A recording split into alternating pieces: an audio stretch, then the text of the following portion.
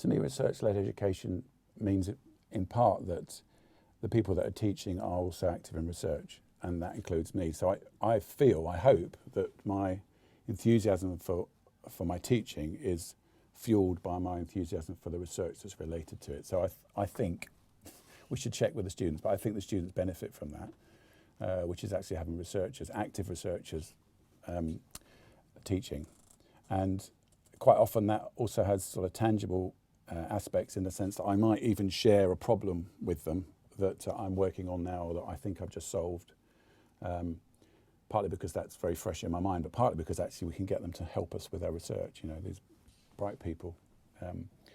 Second thing is, when I'm teaching, I would like the students to have some knowledge, of course, some specific knowledge about my subjects. I love my subject area.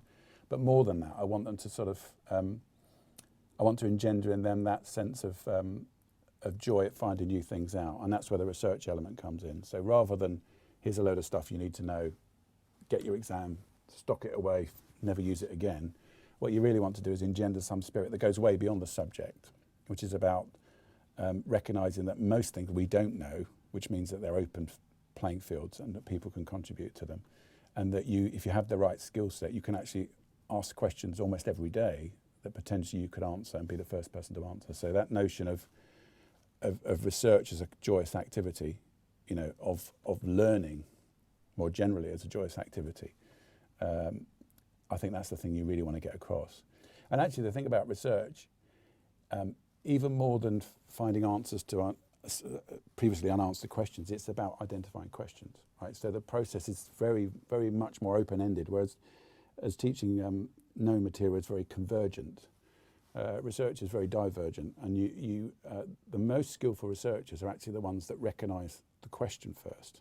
Seems a strange thing to say, but actually research is almost entirely about recognising interesting questions that are answerable, right? So the answer actually quite often comes from someone else. The one who gets the credit often in science is the person who comes up with the question, believe it or not.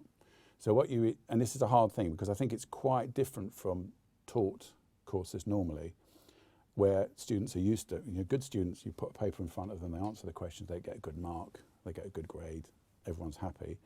So for quite a number of students, actually, if they haven't gone through some kind of research-led education, really top undergraduates find it difficult to make a transition to postgraduate research, because you suddenly say to them, there are no questions I'm going to put in front of you.